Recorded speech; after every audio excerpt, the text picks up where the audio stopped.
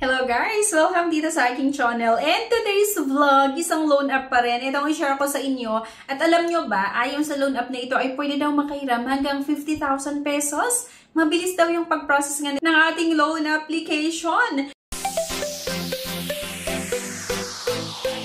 Bubusisihin na naman natin ito mga beshes kung totoo ba na mabilis talaga mag-process ng loan application at pwedeng makahiram hanggang 50,000 pesos.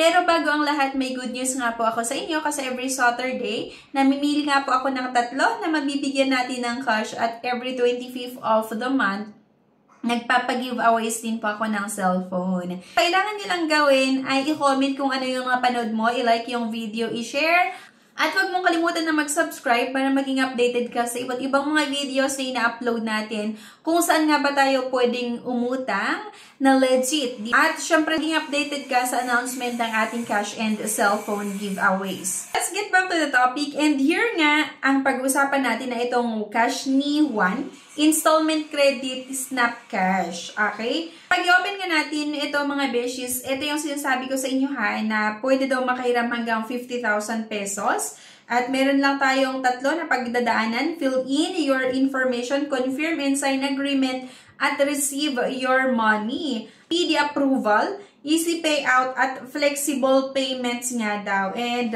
ayan, register daw ito sa Securities and Exchange Commission na naman. Warning, you have to repay your loans daw dito mismo sa kanilang app. So, tinuloy ko mga beshes na umutang dito at ito na nga hanggang 50,000 pesos yung pwedeng mautang or 3,000 to 50,000 pesos.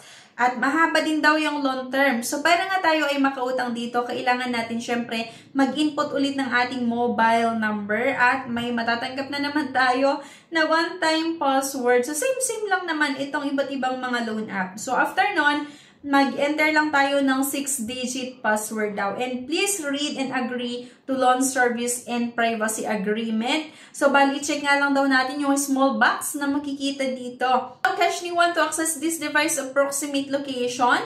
Allow Cash ni Juan to make and manage phone calls. So, ito na nga, click nga lang natin yung may nakalagay na apply now kung gusto nyo na ituloy. Pero, sabi ko nga sa inyo, bago nyo subukan, hayaan nyo muna na ako yung susubok para makita natin kung okay ba ito utangan or hindi. And, sana talaga mapanood nyo yung buong video natin. So, here nga, kailangan nating sagutan itong personal daily consumption, yung email address, at ilalagay pa daw natin yung ating Facebook personal link. At yung messenger ay optional daw. So, ito, backup phone number, optional din. Yung industry, yung religion, marital status, number of children, education, at yung residence information. Okay, so next nga dito ay yung personal references. So, lagay ulit natin yung relation, at yung name, at mobile number. So, dito nga mga beshes ay 5 yung hinahanap nila na personal references. So, di ba, nakakaloka, napakarami naman. So, yung ibang loan app kasi, nasa 3 lang yung kinukuha nila na personal references. Pero dito nga sa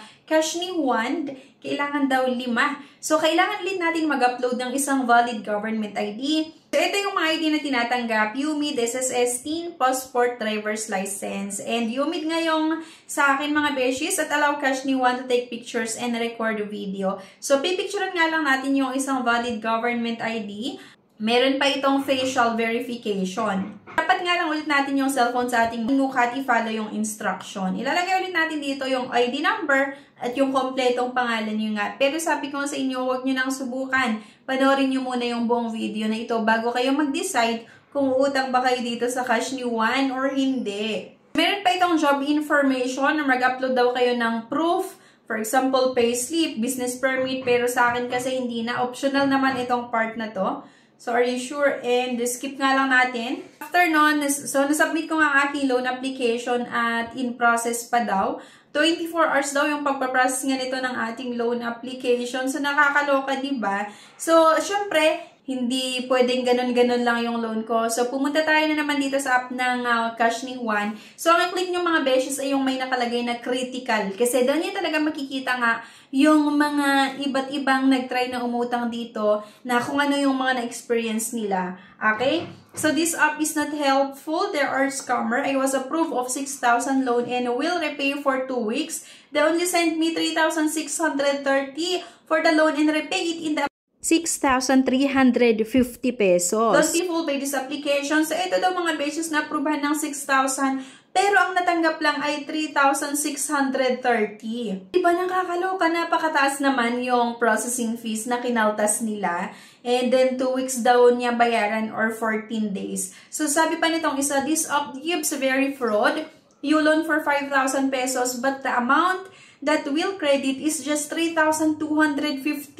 Then still you will pay additional charges with total payment of 5,320 pesos. Diba?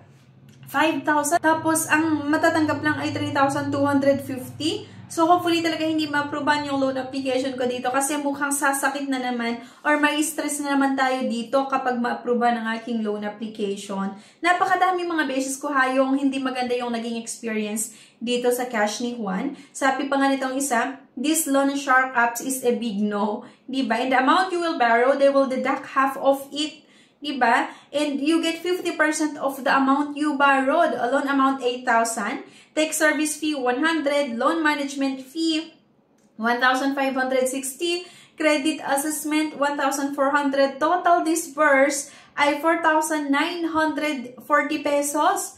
Akalain mo 8,000 yung maaprubahan pero ang i-disburse lang ay 4,940 dahil nga napakarami yung iba't ibang fee deduct nila tapos yung natitira nga yun lang yung ipapadala.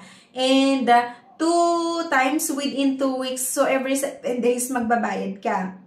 So babayaran mo ito within 2 weeks or 14 days. So total repayment ay 8,500. Kaya isang loan app na naman mga beshes na hindi ko nire-recommend sa inyo. Napakataas yung mga fees na ikakaltas nila at kung ano nga yung matitira, yun lang yung matatanggap nyo. And yun nga, within 24 hours daw yung pag-process ng Cash ni Juan sa aking loan application. Pero hopefully talaga hindi nga maaprubahan dahil diba napakataas yung fees na ikakaltas nga nila. Tapos yung matitira, yun lang yung matatanggap mo. Then, kailangan mong magbayad dun sa amount. Dun sa amount na inutang mo at may dagdag pa pagdating ng inyong due date. 2 weeks nga daw yung ino-offer nito or 14 days yung long terms. Pero naman talaga, grabe yung bawi nila sa processing fees or yung sa iba't ibang fees na kinakaltas nila doon sa loan proceeds. Kaya please lang, huwag nyo nang subukan ito mga beses kung ayaw nyo na madagdagan pa yung stress nyo. At syempre, asahan mo na kapag loan up ka utang, ay kapag nag-post due ang inyong loan application or minsan kahit ngayon pa lang yung due date mo, talagang tatadtarin ka ng iba't ibang mga messages na hindi makatarungan na minsan tatakotin ka or haharas ka. Okay? So yun, isang paalala lang, huwag nyo nang subukan ito. Ayan. Anyway guys, thank you for watching and please don't forget to click the subscribe button. See you on my next video. Bye-bye! Subscribe na para makasali sa pa-GCash at cellphone giveaways na mai-announce every 25th of the month. Mechanics! 1. Find the 3 words in this video. 2. I-comment ang 3 words in order. 3. Like this video, subscribe, comment, and share. If declined sa bank and other loan apps, pwede niyong subukan yung ibang options. See the links sa description at sa comment section below. Click the link and apply. Disclaimer: try or apply at your own risk.